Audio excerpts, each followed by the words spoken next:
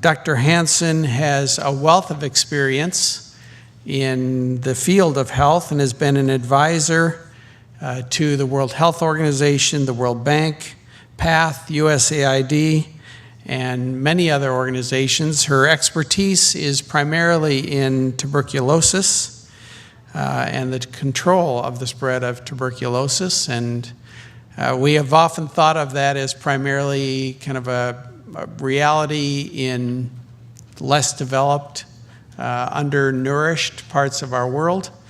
And I know that a number of years ago, it reared its head as a critical issue right here in the United States, in urban areas, where we had the rise of drug-resistant forms of tuberculosis. So Dr. Hanson has the experience and the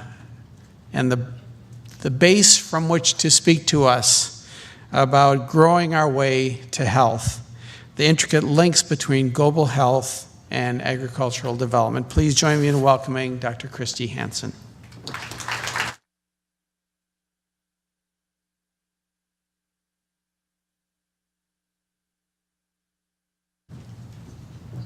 Good morning, and thank you. When I first received the invitation to come and speak to an agricultural team, I thought, why do they want to hear from a health specialist? And then I thought, this is about the best opportunity I have, really, in representing my public health community, to talk to the people who we talk about all the time. We think about what we need in terms of feeding the world, access to water. So you are the people, I believe, with whom we need to partner and to work. And so I'm actually completely thrilled to have this chance to talk to you a little bit about health and how we think of agriculture. All right, I think we can move to the slides. And I'm so glad the previous speaker had lots of photos, because I'm unfortunately going to show you lots of graphs. All right. Okay, so oftentimes people will ask me, how can you spend a whole career thinking about health? And people who know me well know, actually, I'm kind of a social advocate. I'm kind of a anti-poverty advocate, kind of a social scientist. And instead, I have a PhD in economics, right, in health economics. And this map describes why I care about health and why I think you will care about health, hopefully, even more by the end of this talk. So this is a graph that on the vertical axis shows life expectancy of people in different countries. Life expectancy is a good proxy for health, right? People who are healthy can live long lives. On the horizontal axis, we have money, wealth, the GDP per capita of countries. What I want to show you, and each bubble is a different country. The size of the bubble represents the size of the population of that country.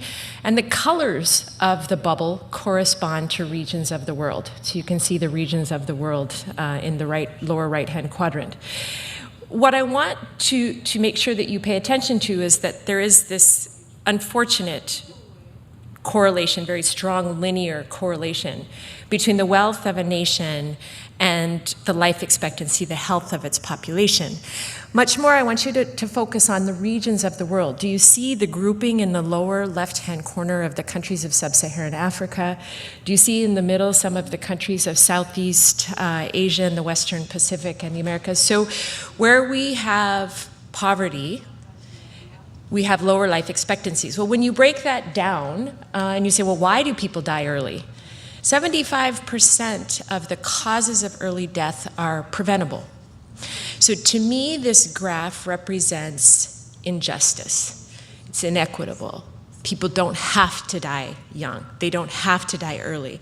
And especially when we think of under 5 mortality children who die, almost a third of those preventable deaths have to do with malnutrition. We simply aren't feeding people and they're dying from health-related illness. I'll get into this. So I want to just put forward a really, really simplistic graph to say there's an entanglement between agriculture, water, health, and nutrition, and I want to throw in education into the mix that simply cannot be denied. To ensure the health and the adequate nutrition of populations, we need agriculture. agriculture needs water, as was just described. We can't have an educated workforce or a workforce that's able to engage in the political discussions in a country or to have a voice if they're not educated. People who don't get health care, who aren't able to participate, it's strongly correlated with low education. People who are not well fed, young people who are not well fed, don't have cognitive development to participate in education. The links are intricate, and I'll keep going into them. So when we look globally at the causes of mortality, this is looking at the communicable diseases, so the infectious diseases and nutritional disorders. What you can see in this map is the heavy, heavy burden in sub-Saharan Africa, some of the places we were just discussing, and over to Southeast Asia, where there's a disproportionate proportion of early death that's due to communicable, maternal, neonatal, and nutritional disorders. Nearly all of these are preventable. We have the technologies, we have the expertise, we know how to prevent, treat, cure, so most of these deaths should not occur. I want to just play out, and I'm so glad the previous speaker talked about Kenya. I do a lot of work with the government of Kenya. And what I want to highlight is kind of how this plays out, this relationship in one sub-Saharan African country. So tuberculosis, we often think of it as a disease of the lungs, right? People get a bacteria, they get TB, they start coughing. TB is actually highly, highly correlated with nutritional status. So people who are malnourished, have inadequate nutrition, are nearly 3 times as likely to develop active TB as people who are well nourished. Vitamin D deficiency is highly correlated with the emergence of TB disease. TB treatment takes 6 months. The drugs are toxic. They're not very pleasant. People who don't have food are not able to tolerate the drug. So there's a strong correlation between nutritional status, the ability to feed, and tuberculosis. So one of the things that we've been working on in Kenya is to really get a handle on, in trying to control TB, what is the nutritional status of the patients who we're serving, and how can we actually treat them more holistically. On the left, what you see is a map of the proportion of TB patients who are considered malnourished, according to the Kenyan matrix. So the red is the most profound. More than 55% of TB patients come in for treatment malnourished. It goes up to 70% of our TB patients are malnourished. You'll see that the lightest color, which only appears around some of the capital cities, is still 25 to 35% of our patients. Kenya has about 125,000 new cases of tuberculosis every year. It's the 4th leading cause of death in the country. And of those now, we know that about 50 to 60% in general are malnourished. We look on the right, and the response of the government has been to say, okay, we'll make a phone call, get some food aid in for these poor patients, right? So we've got food packages coming in. But when you look at where, and certainly in cases of extreme drought, there's a place for that, right? There's extreme drought. Sometimes this is the requisite. But you see on the right, this map is showing where patients who are malnourished are actually able to get those food packages. They don't match up, right? We've got a real problem with lots and lots of people living in rural parts of Kenya that are malnourished, are not recipients of food aid, and I think there's a much better way. I think what was just described with the Savory Institute, and I'm sure a lot of the work that you're doing, is about bringing the capacity of people and families to feed themselves, to feed their communities, and to think more holistically about how do we feed these societies and prevent ill health. All right, of course, there's also the story of non-communicable diseases. So while we in the health community are facing this enormous burden of malnutrition and all that it implies, we've also got a growing burden of obesity that we're dealing with. So there's a measure that we use in public health called a DALY, which is a disability adjusted life year, which pulls together death and morbidity due to certain diseases.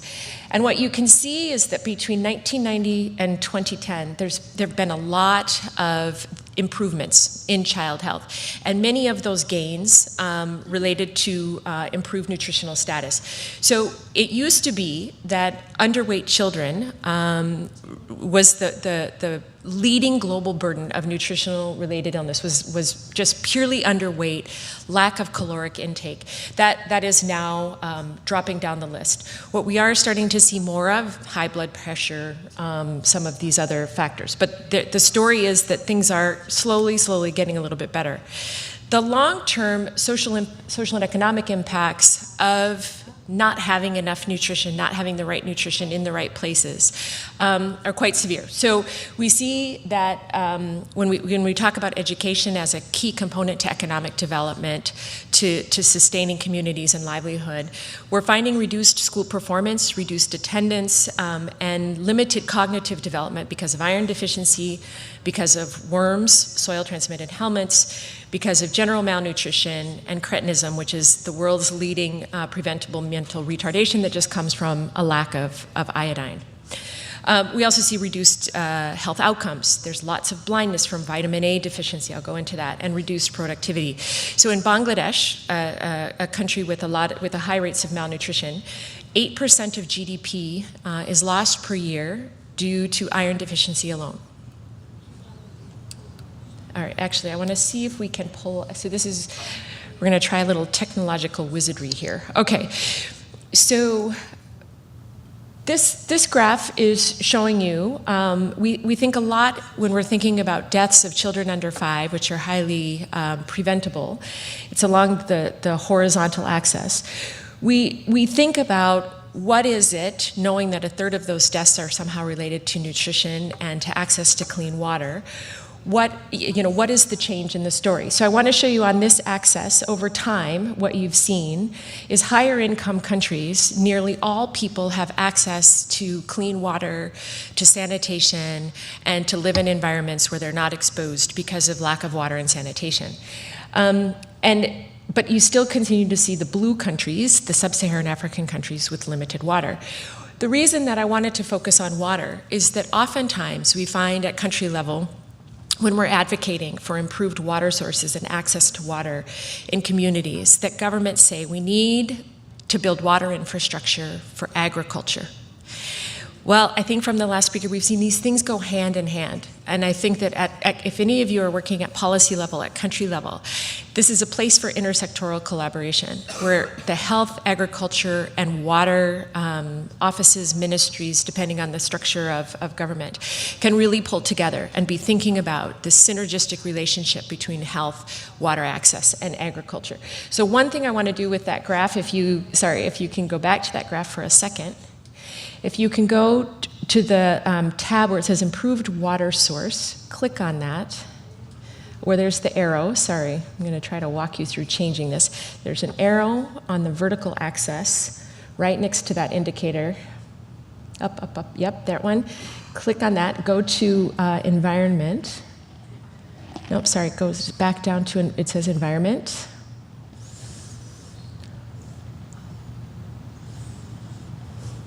You scroll down to environment. There we go. Go over to this down one, sorry, to environment and then over. Okay, no, sorry, you need to go down one on the macro. There, no, there. Now go to, no, I think this may not. Yeah, it's okay. We're going to stop it. Let me tell you what happens. So if you pull up the land, I want the land one.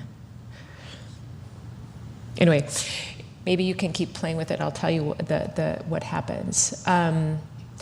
If you pull up the relationship and you try to look at the relationship between under 5 mortality, which we know is so closely linked to nutrition, and you look at how is that relationship with farmable land, arable land, are we using the land well? There's absolutely no relationship. It becomes a scattered mess, basically suggesting that where we have high levels of child mortality due to malnutrition, it has no correlation with the country's ability or natural resources to farm, to have livestock, and to feed its population, which to me drives home the point that we're just not doing this very well. So in countries that have farmable land, that have land that's suitable for livestock, we're not using that land well, and children are going hungry and dying. This is it. Thank you very much. You've got it. So this is the scatter plot looking of agricultural land, the relationship with child mortality. So children are dying in places where there's good land, other places maybe better use of land or better infrastructure for feeding populations. Very little relationship. If you see, if anything, it's just gotten more and more chaotic. Okay. I think we can move back to that. Okay, so in my mind, the time is ripe for collaborating through a multi-sectoral approach. Many of you have probably heard of the Millennium Development Goals, which in 2000 was a partnership between countries all around the world, led by the UN, to come up with a set of indicators that we would all drive toward, with the aim being let's cut world poverty in half by 2015. It's 2015. So a couple of months ago, the member states of the UN got together and moved forward after years and years of collaborative input with a new set of goals called the Sustainable Development Goals. I'm going to talk about those in a second. In the midst of that, there was a meeting between the World Health Organization and FAO to talk about having some sort of collaborative planning, strategic high-level planning that countries would buy onto for thinking about sustainable food systems through policy, through programming, through research. And it's interesting that in this discussion of sustainable food systems, you've got the World Health Organization, which is the world's leading authority on public health, right, in the mix. This was only the second time this partnership has met. The first time was, more than a decade ago. So there's renewed interest at the very macro levels. Governments are talking about the need for there to be these partnerships. We've got these big development frameworks that encourage us to have these partnerships. Now it's about drilling down and having these partnerships at country level. So for those of you who aren't familiar with the Millennium Development Goals, I've put them up here. There were eight goals. And this is, you're not going to be able to see this tiny text, but what I want to show you is this is what happened in the health sector before and after the Millennium Development Goals. The red line that's going vertically is the year 2000. Before 2000, heads of state, governments, even our government, we were fairly active in the health arena. These are kind of international partnerships and kind of funding platforms for health before 2000. When the Millennium Development Goals came into place and the world recognized the centrality of health in economic development, in community engagement, this is what's happened since 2000. This is not everything, but I just started putting up all of the different funding platforms that have emerged, the public-private partnerships that have emerged, the community-based organizations that have pulled together and garnered up. And so we have now, in the global health arena, rich partnerships from the highest levels of multi-state partnerships to community organizations binding together. We have these partnerships that I believe the agricultural sector can and should tap into. In terms of the financing for health, governments themselves, even governments in some of the lowest income settings, have been increasing their investments in health. This is particularly encouraging when you think at the same time donor investments have increased, countries could be pulling back, instead they're joining in. And so the investments in health have been increasing. I think to me this sparks some optimism and some hope that governments are making investments in social sectors. Food security can be considered in those lines, right? And so I think there is a new opening for increased government commitment. With this focus, with this laser-sharp focus of the Millennium Development Goals, we have rallied together, as I just showed you, the support of governments, of international communities, and partnerships have pulled together, and great things have been happening in health. Malnourishment, undernourished people has gone down from 24% to 14% globally. Of course, this takes into account all of the high income settings as well. Anyway, we've seen quite a bit of progress through this laser-sharp focus. So what I want to suggest now is that we take a careful look at the Sustainable Development Goals that the world community just adopted about 2 months ago. There are 17 goals, rather than, there were 8 in Millennium Development Goals, now we have 17 because some communities said, hey, being on the global agenda kind of changes things. And I think if you haven't taken a look at these, you should do, because more than half of them relate to food security, to agriculture, to some component of what you're working on, sustainable communities, justice, as well as agriculture and water. But there are a few that I pulled out that I think really speak to the collaboration that's possible between the health sector and the agricultural sector. Obviously, goal number 2 is very obvious: end hunger, achieve food security, and improve nutrition. Simple. There are pages and pages of the plan to actually achieve these. I'm just putting up the goals. The third goal is to ensure healthy lives and promote well-being. So those are the obvious ones, and water and sanitation. The goal number 8 is decent work and economic growth. This is a place where I think there's also a very important relationship. When people aren't healthy, they aren't working in the fields. We're taking people away from agricultural work when they're not healthy. Similarly, employment, large farms or large agricultural corporations can be engaged to provide better preventative and healthcare services for their workers, for their staff. And I think it can create a new cycle that's much more constructive. Goal 12 is responsible consumption and production overall. Goal 16, inclusive societies and accountable institutions, one that I think, based on the last speaker, we can work on closely together. And revitalizing global partnerships. So just like what we've seen in the health sector, I hope that that the next 20 years bring us many, many more partnerships that are not just public-private around health, but public-private that are pulling together health and agriculture and food.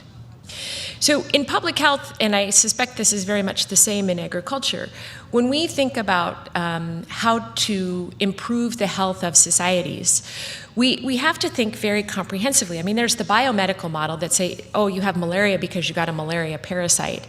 But actually, what we want to do is dig a bit deeper before we intervene with a population to really understand what is the societal context that is allowing malaria to perpetuate in that community, and what are the individual choices or individual characteristics that are contributing to that. So, for example, with malaria, you may find that a community has no way to protect itself, that they don't have bed nets to sleep under, so the malaria mosquitoes bite them. Okay, well, the simple answer would be to say, let's give them nets. Well, but it's hot in a lot of countries where there's malaria, and it's pretty hot to sleep under bed nets, and so you actually have to convince people that it's worth it to sleep under the nets. So the public health community did that.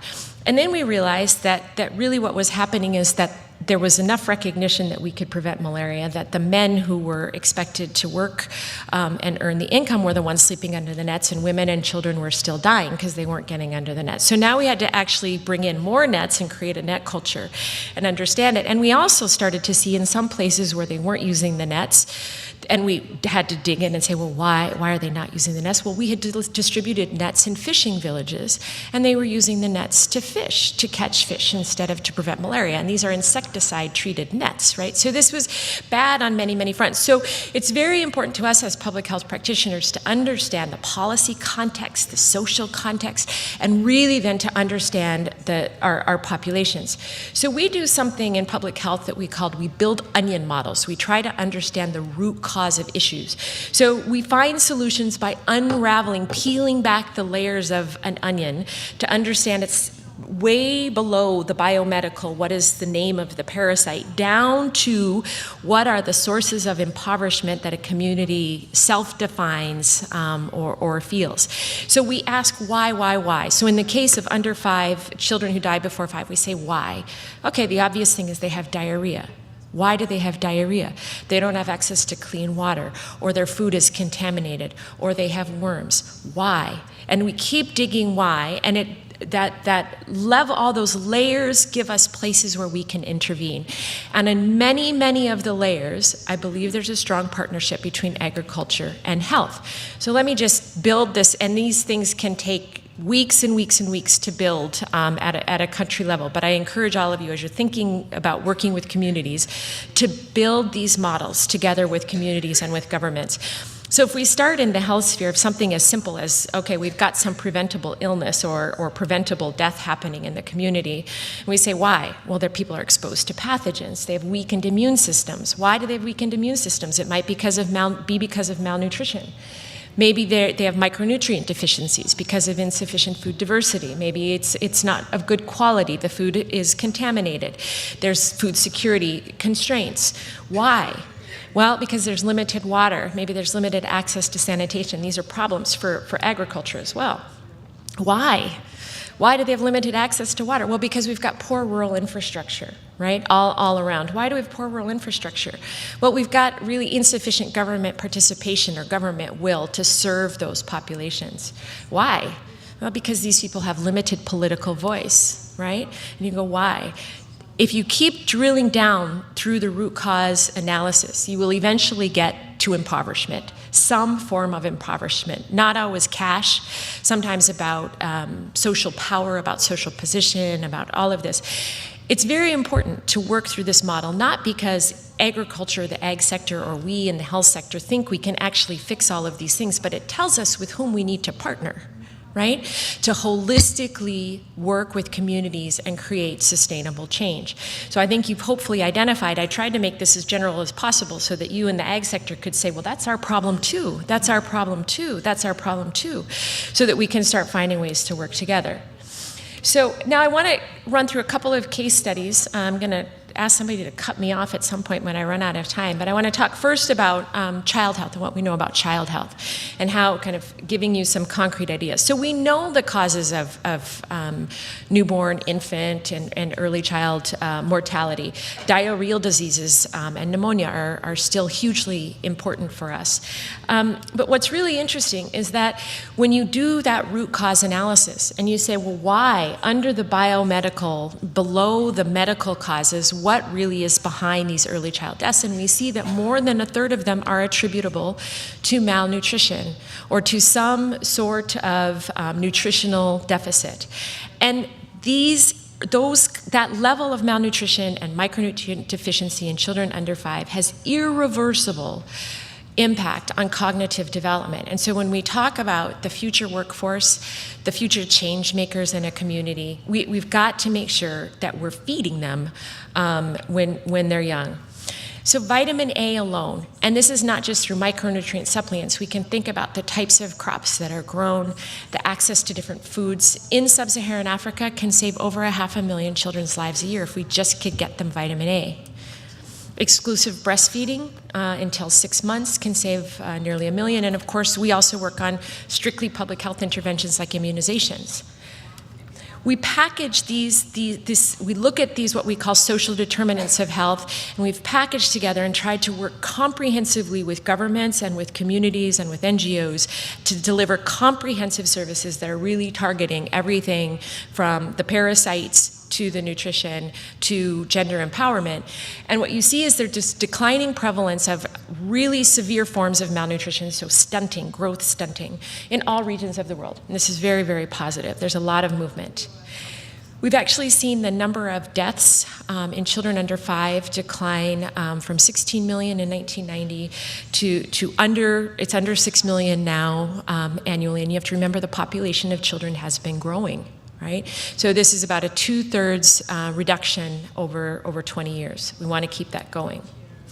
So I have a couple, when I was thinking about this talk, I was thinking there are some kind of take-home messages that I wanted to make sure to impart. And so I don't mean to shock, sorry, because some of you are thinking, but this is one that has a really important punchline. So if you have a weak stomach, I'm sorry. So guinea worm is a parasite that enters the body through contaminated soil, contaminated water sources, and it grows into this horrible worm while in the body, and then it wants it to come back out to reproduce and lay its eggs.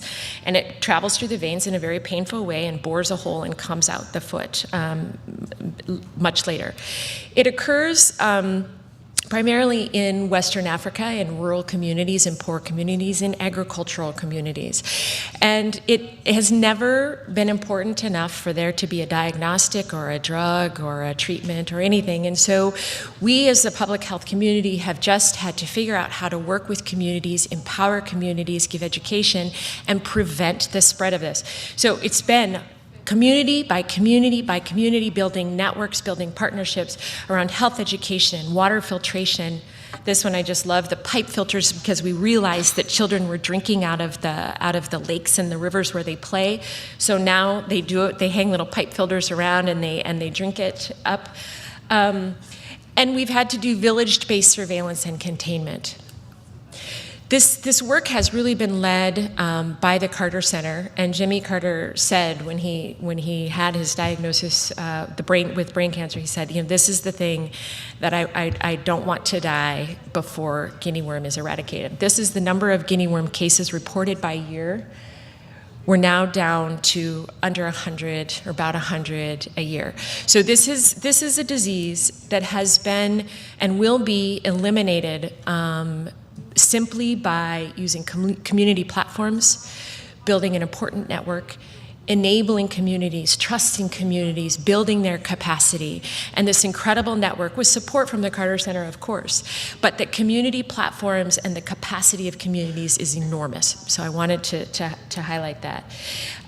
Neglected tropical diseases. There are a whole bunch in here. Sorry, they're going to be icky photos again. But what I wanted to highlight is that there are a number of what we call neglected tropical diseases, diseases that don't tend to kill people, but cause a lot of disability.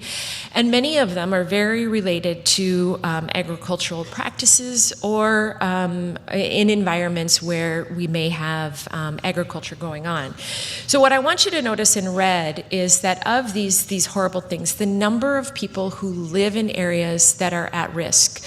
So we're talking about 1 billion people living in places, the STH is soil-transmitted helminths. This is worms. So when you see these pictures of kids with big bellies, they're often bellies full of worms. And what that does is it robs the body of nutrition. So even if we can feed them on the one side, these parasites are taking the nutritional value of the food away from the children. And so we're working on the one hand to feed them. These parasites are robbing the nutrition on the other. And in many, many cases, these illnesses are also linked to water and sanitation. So these are huge. This is just looking at across the world where we find these neglected tropical diseases. You'll see that across sub-Saharan Africa, the different colors are actually the number of these diseases that overlap. So you can have communities that have 4 or 5 of these things, and we don't just tackle just one. The beautiful thing is that most of these illnesses are treatable with 1 dose every year, and they're safe enough that they can be given to everyone in a community, and within 4 to 5 years, we can eliminate these diseases from communities. So if you're working in any of these countries, I think very important to be thinking about the communities in which you're working, how to engage, making sure that they have treatments against these NTDs. All right, so I want to talk specifically about trachoma. Trachoma is a blinding illness spread by flies, the same flies that like to hang out with cattle. And you can see very prevalent around the world. And what trachoma does is it starts with usually with children who are playing kind of amongst the livestock, who aren't very good about washing their hands or may not be the priority for access to water. And the parasite loves to kind of hang out in the eyelids. It causes irritation and scarring. Eventually that scarring turns the eyelids in, and the eyelids scratch the cornea until a person is blind. And so you can imagine, and we've got 1 billion people living in areas with trachoma, and this is around a lot of where there are the livestock. So you can imagine that this is not just about the eventual blindness, obviously that's horrific, but the lifetime, the years and years and years of feeling like you have sand in your eyes. You know that feeling. That's what trachoma feels like. So the approach to controlling trachoma is surgery if people have the interned eyelids, just to give them relief. It doesn't bring back sight. It just turns it back out so they don't have to pull out their eyelashes all the time. Antibiotics. This is one of these amazing stories where azithromycin, which is made by Pfizer, with one dose, not the whole Z-Pack that we're used to for treating an infection. One dose of azithromycin given to a person can get rid of trachoma. And if you give a whole community one dose of azithromycin for 4 years, every year, you just hit it every year, you can eliminate trachoma. We have, as a public health community, eliminated trachoma in Ghana, in Vietnam. There are countries now with nationwide approaches that are eliminating trachoma. The other parts, though, are face washing. So again, that access to water that's very linked to agricultural need for water, and the environmental improvements, which this one is about ag. This is about making sure that children playing around the livestock, that the pastoral workers, people who are working on farms, and that even the animals are no longer carriers or don't carry the parasite. Now, what I want to highlight is that to reach those, to achieve elimination in Ghana, to achieve elimination in Vietnam, azithromycin, before it went off patent, was a very expensive drug when you're talking about trying to treat 1 billion people with the drug. So this is actually a partnership that I started when I was the chief of infectious disease at USAID, and we had a lot of White House support and congressional support to eliminate some of these NTDs. But we had a tiny budget, and the White House, somebody in the White House actually asked me what is the rate limiting step on eliminating, and I said, we need the drugs donated. We need the drugs donated. So in the case of trachoma, it's Pfizer that owned azithromycin, and they had a small donation program set up. But when we pulled together and we really talked about the long-term economic benefit and just kind of the social responsibility that we hoped that Pfizer would embrace, they agreed to give as much drug as is needed for as long as is needed to eliminate trachoma around the whole world. So they don't give to USAID. We set it up so that they give directly to the governments where trachoma is prevalent, and they can cover communities. And so you should never be in a situation where it's a matter of the drug is lacking. This is just to show you, this is in Mali, a picture, and of course, look at that field. That's a pretty sad piece of land. But this is a line of people coming from all over to receive this drug treatment because they're so aware of the burden that it's placing on the households. How am I doing on time? Do I have time for one more case study? What's that? You're okay. I'm okay. Oh, you've got my 5 minutes up. Okay. All right. So when we look at then the long-term impact, there was this fabulous study done in Kenya where we were able to introduce deworming on a national level, and again, that's one pill once a year. And they were able to follow cohorts of children who were dewormed as children across their life. And they found that school performance improved, which is a great measure, but it also showed that children who were dewormed at a young age had a lifetime increase in their wages of 21 to 29%. You think about it, that's the continuum from we need to feed them. We need the parasites not to take away their nutrition so they can perform well in school, so that they can be productive and that they can feed back, right, to our communities. So this is really important measure. So the lessons I wanted to flag on this NTD example is that, one, political will can be built at the global level for evidence-based solutions. So these are diseases that nobody had cared about, populations that people had not paid much attention to. We were able to build political will, and then by partnering with large corporations that are not often in favor in a lot of public health circles, we're able to form really constructive partnerships with them and kind of magnify the investments that we could make in countries. The third point is that community ownership. You saw that line in Mali. Sometimes the communities, they understand, they want the betterment of their health, of their social infrastructure. They have the capacity to really be the change makers. All right, the final case that, and I think this probably will resonate with most of you in the room, is just the role for non-governmental organizations. So I'll go back to the NTD story for just a moment to say that the way that we rolled out that presidential initiative, and with the government of Ghana and with others, is to stick by a principle that we have in public health, which is that it's critical that governments are the stewards and have ownership of the health of their population. In the same way, I hope that the agricultural community talks about it is a government responsibility to ensure food security and safe and productive agricultural practices of its citizens. Now, who does the work? is another story. So sometimes that can be, but if the government is the steward and the government is the owner, then hopefully they're taking a really critical look at what resources do we have? Communities, NGOs, international NGOs, donors. What is the universe, and how can we most constructively have everybody working in partnership? And how can the government be sure that there aren't any gaps, populations that aren't served, populations that aren't reached? So the role of non-governmental organizations can be profound. And I would just say, as long as they're working closely with government and can ensure that things they're implementing are in fact sustainable in the paradigm of a government structure and aligned with community values. All right, so the next couple of slides I'll disclose are from a non-governmental organization known as Helen Keller International. So Helen Keller, this was started by Helen Keller herself. It's the Family Foundation. And of course, their main focus is blindness prevention around the world.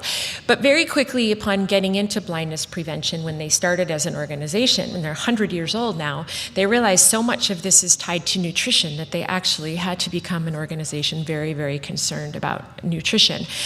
They've started small urban farming initiatives and micronutrient support systems, and have been working with manufacturers of food processing to make sure micronutrients are added, lots and lots of things. So I just wanted to talk a little bit about maybe a partner that you wouldn't have ever thought of as a partner for the ag sector, and kind of talk about these kind of traditional health NGOs and what they might bring to the table. So HKI, really, they want to target problems with known solutions. They do some research, but they really are about implementing best practice. And they work hard to build capacity and empower individuals and communities, while also working at government levels and international levels to make sure that best practice is recognized and replicated. So on the nutrition front, of course, they with blindness prevention being their core mandate, they work on vitamin A supplementation. They've linked with the drug distribution to control the neglected tropical diseases to add vitamin A supplementation whenever we're out in the field. It's kind of a package. And they've also been working on large-scale food fortification. The other important kind of addition to their portfolio in recent years has been working in small communities where they're already reaching with other initiatives on community farming and small farming. This, I think, is a place where they would benefit. I was just listening earlier thinking, oh, they would just really benefit from the expertise that's in this room and some partnerships. Of course, the vitamin A supplementation in sub-Saharan Africa has been a huge success. So on the nutrition side of things, here the second bullet, the enhanced homestead food production. Very important for blindness prevention is making sure that we've got the orange fleshy sweet potato back in. Some generations ago, while that used to be indigenous crop, it kind of was swapped out for maybe a faster growing version of a sweet potato that didn't have much vitamin A. And so bringing back the orange fleshy sweet potato. Now on the public health side, I mean, I think there's a lot you could do on the ag side to help us with the reintroducing crops that have high nutritional value. On the public health side, we have to go back in then, teach people how to cook with these new crops, build acceptance for these new, because seeing orange sweet potatoes after generations of seeing them white, it's a change. There's an acceptance issue with the new crops. All right, they're also, of course, working with communities for the deworming, and they've got community platforms, distribution systems built all around the world, platforms onto which there may be some room for partnership. Okay, so finally, I just want to highlight my final slide is how I think we might work together, health and agriculture.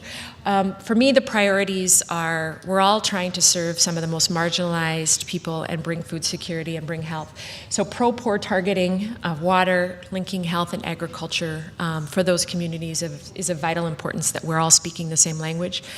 Building community level participation, I think we have a lot of experience with that in health that may be shared with agriculture, and enhanced monitoring and priority setting based on some of these shared priorities. So I think there are multiple levels. We should be working together to set global priorities and establish funding arrangements that nurture this relationship between health and agriculture. I think at the national level, at country level, again, we can be working, pulling together, having multi-sectoral planning at the national level and subnational level, state level equivalents. And then, of course, building from and with community platforms and with community partners. So thank you very much.